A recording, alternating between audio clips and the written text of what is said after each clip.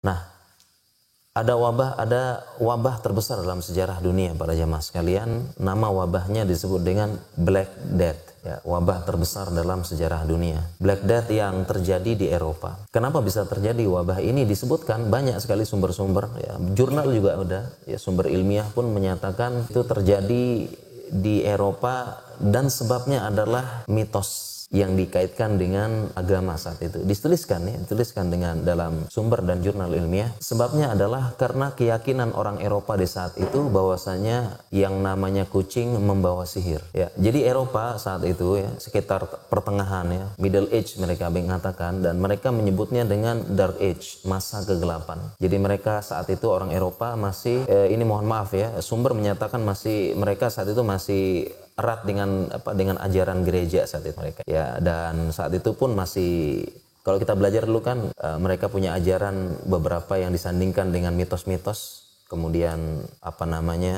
bumi masih bulat datar katanya waktu itu ya. Nah, sehingga mereka punya keyakinan saat itu kucing membawa sihir dan dibenarkan oleh beberapa pemuka-pemuka ajaran agama mereka gitu. Sehingga saat itu terjadi pembunuhan kucing besar-besaran. Kucing dibunuh besar-besarannya karena membawa sihir katanya, mitosnya begitu. Nah, ketika kucing dibunuh secara besar-besaran, apa yang terjadi para jemaah kira-kira nih?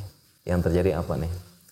Ya, oke. Yang terjadi adalah populasi tikus meningkat dengan pesat. Populasi tikus meningkat dengan pesat, tidak terkontrol, dan akhirnya terjadilah wabah pes ya. Wabah, dan ini yang disebut dengan Black Death, dan akhirnya terjadi wabah Eropa besar-besaran dan korban hampir puluhan juta. Seingat saya 27 juta meninggal wabah saat itu akibat mitos.